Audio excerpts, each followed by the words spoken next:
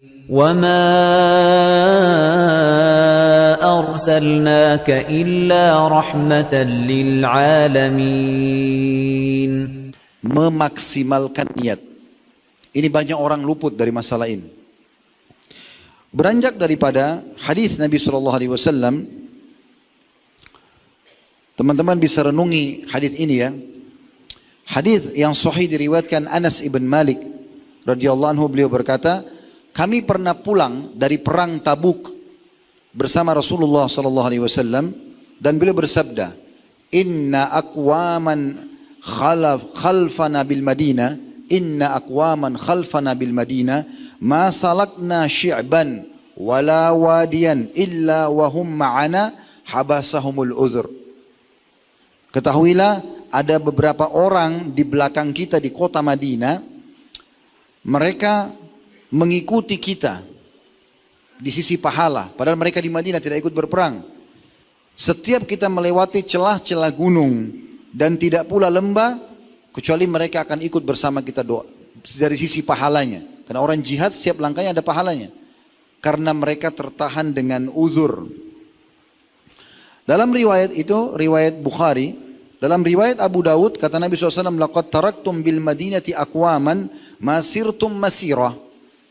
Sesungguhnya kalian telah meninggalkan beberapa orang di Madinah yang tidak kalian melangkah sebuah langkah, wala anfaqtum min nafaqah, dan tidak ada uang yang kalian sedekahkan di jalan Allah, wala qata'tum min wadin illa wahum ma'akum fi, dan tidak juga kalian lewati lembah-lembah kecuali mereka akan bersama kalian dari sisi pahala.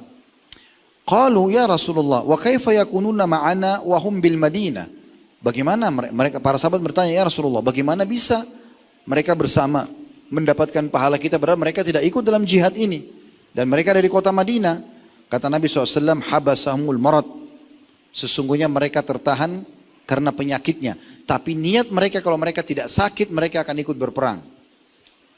Di dalam riwayat yang lain sahih, hadis ini sahih di ghairihi, dari hadis Abu Hurairah radhiyallahu anhu dan diriwayatkan oleh Ibnu Majah, kata Nabi SAW, innahum yub'atsun nasu ala niyatihim, sesungguhnya manusia akan dibangkitkan sesuai dengan niat-niat mereka. Jadi memang niat ini sangat berpengaruh, sangat berpengaruh. Renungi hadis ini. Hadis selanjutnya dalam masalah ini, kata Nabi SAW dari hadis Abu Kabsha al-Ammari radhiyallahu anhu, thalathatun uqsimu alaihinna wa uhaddithukum hadithan fahfadhuhu. Ada 3 perkara, kata Nabi SAW, di mana aku bersumpah atasnya.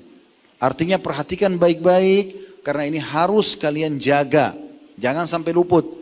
Dan aku akan menyampaikan dalam bentuk hadis, maka hafallah baik-baik. Ini wasiat Nabi SAW. Apa yang beliau katakan? Qala, ma naqasa malu abdin min sadaqah. Hafal baik-baik dan amalkan. Tidak akan pernah berkurang harta seorang hamba karena sedekah. Hitung-hitungannya orang kapitalis, kalau dia punya 100 ribu, dia keluarkan 10 ribu sedekah, maka berkurang, sisa 90 ribu. Itu pemikiran orang kapitalis. Kalau di sini di masjid masih ada yang berpikir seperti itu, harus dihapus malam ini. Karena konsep Islam tidak seperti itu. Kata Nabi SAW, hafal baik-baik, amalkan.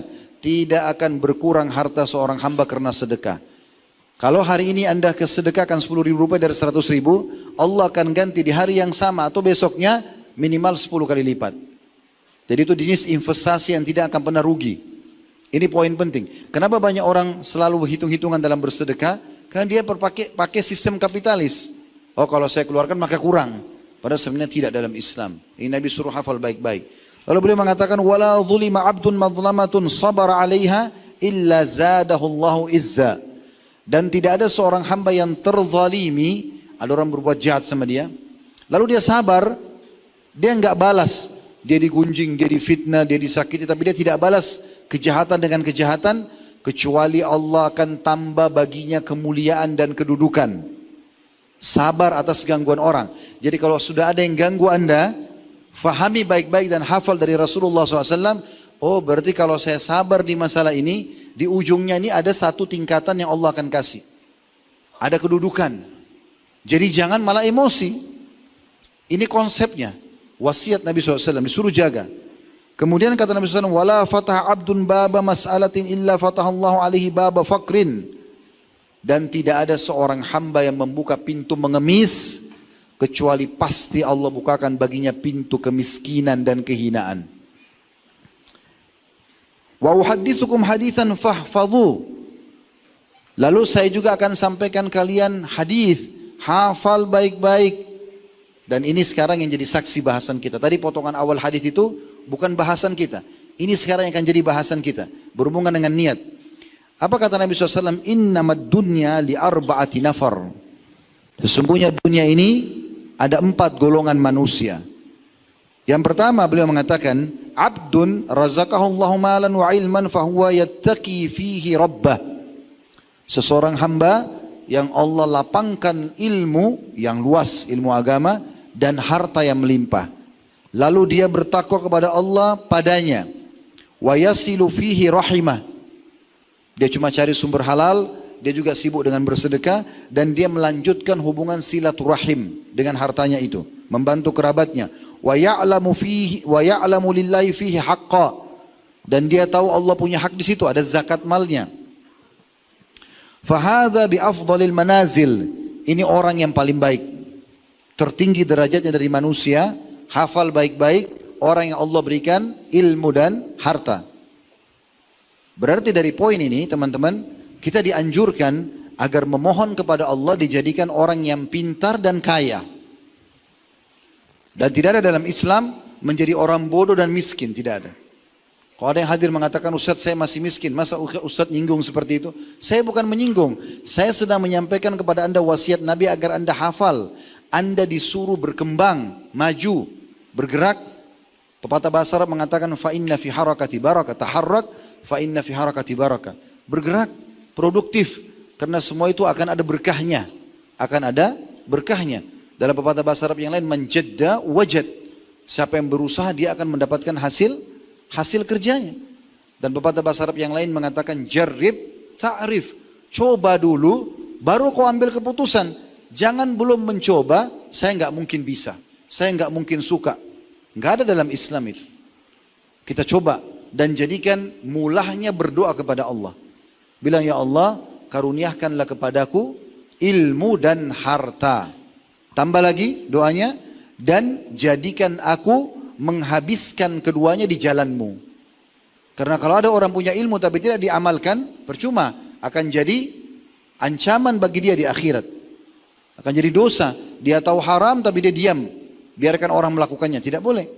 Atau dia punya harta dia nggak sedekahkan, dia bakhil, maka jadi berdosa. Jadi kita harus menghabiskan keduanya. Punya ilmu sibuk mengajarkan kepada orang, dan punya harta sibuk bersedekah. Ini kedudukan yang paling tinggi. Lebih dalam kita bahas golongan kedua.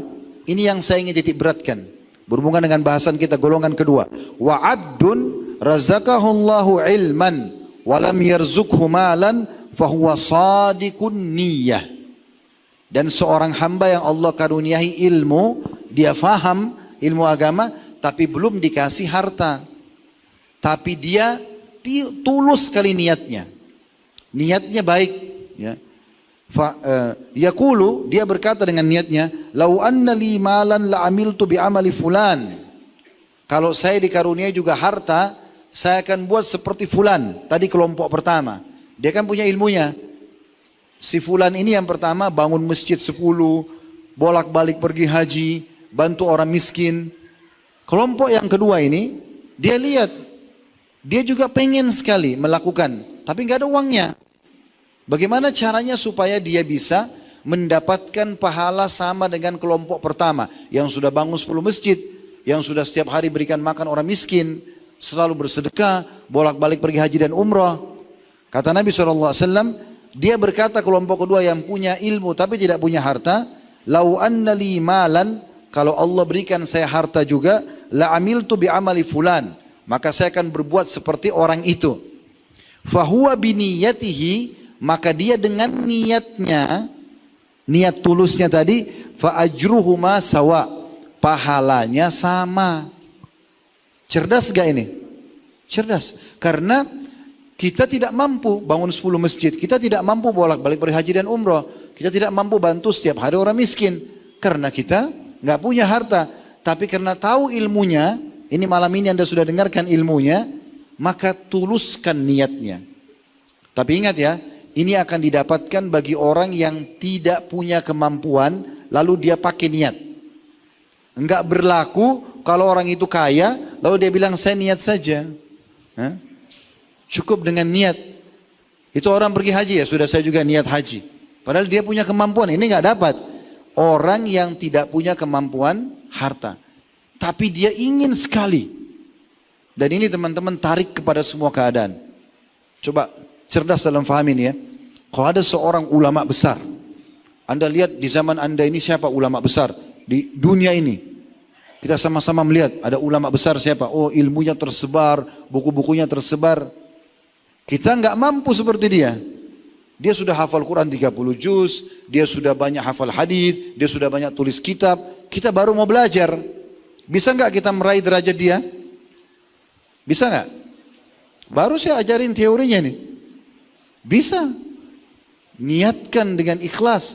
Ya Allah, kalau engkau karuniakan kepadaku kemampuan seperti dia, aku akan buat yang sama.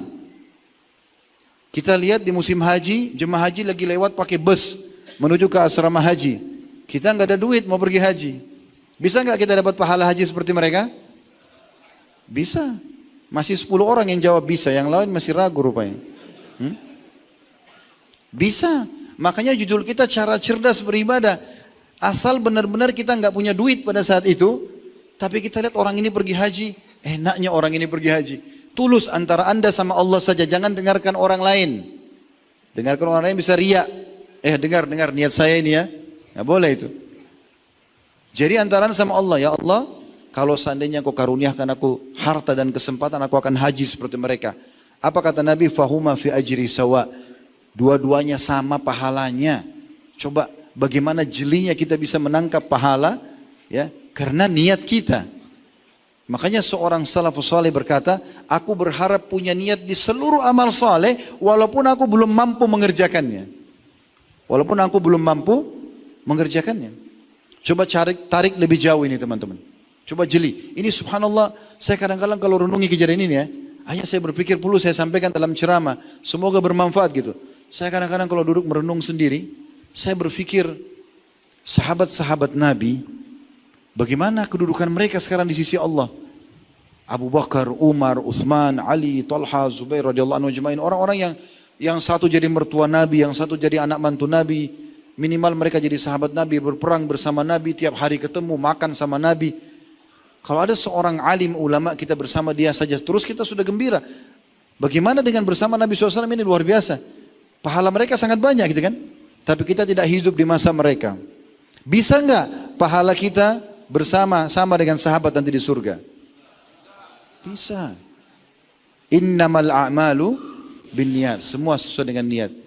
Ya Allah, andai saja engkau hidupkan aku di masa nabimu, aku akan juga melakukan seperti mereka. Tapi ikhlas tulus karena Allah. Bukan mustahil hari kiamat Anda bersama bertetangga dengan Abu Bakar di surga. Ini kecerdasan dalam beribadah. Nabi SAW sudah berikan kaidahnya, makanya Nabi bilang, fahfadhu, hafal baik-baik ini. Ya. Lalu kata Nabi SAW, wa abdun razakahu malan. Golongan ketiga, seseorang hamba yang Allah kasih harta melimpah. Walam yarzukhu ilman yakhbitu fi malihi bighairi ilm. Tapi dia tidak dikasih ilmu, dia enggak belajar agama, kaya raya tapi bodoh dalam agama. Ya. Lalu dia habiskan hartanya di dalam dosa, maksiat kepada Allah. Diskotik, bar, mabuk-mabukan, foya-foya, menjatuhkan orang, membunuh orang, segala macam. Wala yattaqi fihi rabbah, dia sama sekali tidak takut kepada Tuhannya di harta tersebut. Wala yasilu fihi rahimah, dia tidak melanjutkan hubungan silaturahimnya, enggak bantu kerabat-kerabatnya yang susah. Wala ya'lam lillahi fi haqqa, dia tidak pernah mau tahu haknya Allah di harta itu, tidak pernah keluarin zakatnya. Fahada bi akhbathil manazil, ini kedudukan yang sangat buruk. Golongan ketiga, Yang keempat, yang terakhir ini yang paling buruk, wa abdun lam yarzuqhullahu malan wala ilman fahuwa yaqul. Seorang hamba yang tidak punya harta, tidak juga punya ilmu, sudah miskin, gak mau juga belajar agama, bodoh. Lalu uniknya dia bilang apa? Lau anna li malan la amiltu fihi bi amali fulan fahuwa biniyatihi fawizruhuma sawa.